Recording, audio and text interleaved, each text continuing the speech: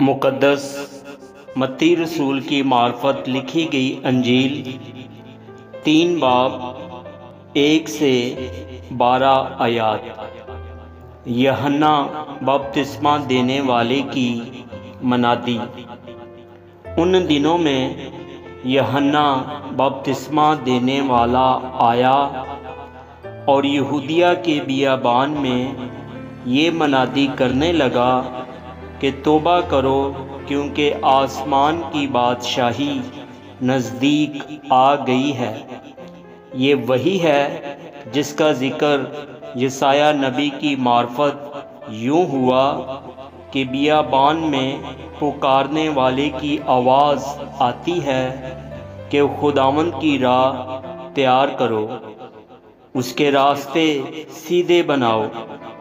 یہ یوحنا اونٹ کے بالوں کی پوشاک پہنے اور چمڑے کا پٹکا اپنی کمر سے باندھے رہتا تھا، اور اس کی خوراک ٹڈیاں اور جنگلی شہد تھا۔ اس وقت یروشلم اور سارے یہودیہ اور یردن کے گرد و نواح کے سب لوگ نکل کر اس کے پاس گئے اور اپنے گناہوں کا اقرار کر کے دریائے یردن میں اس سے بپتسمہ لیا۔ مگر جب اس نے بہت سے فریسیوں اور صدوقیوں کو بپتسمہ کے لیے اپنے پاس آتے دیکھا تو ان سے کہا کہ اے سانپ کے بچوں، تم کو کس نے جتا دیا کہ آنے والے غضب سے بھاگو؟ پس توبہ کے موافق پھل لاؤ اور اپنے دلوں میں یہ کہنے کا خیال نہ کرو کہ ابراہیم ہمارا باپ ہے، کیونکہ میں تم سے کہتا ہوں کہ خدا ان پتھروں سے ابراہیم کے لیے اولاد پیدا کر سکتا ہے۔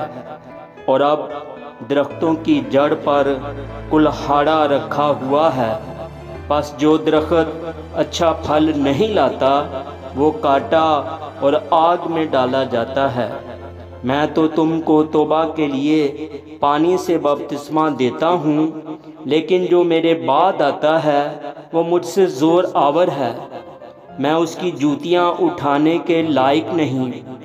وہ تم کو روح القدس اور آگ سے بپتسمہ دے گا، اس کا چھاچ اس کے ہاتھ میں ہے، اور وہ اپنے کھلہان کو خوب صاف کرے گا اور اپنے گیہوں کو تو کھتے میں جمع کرے گا، مگر بھوسی کو اس آگ میں جلائے گا جو بجھنے کی نہیں۔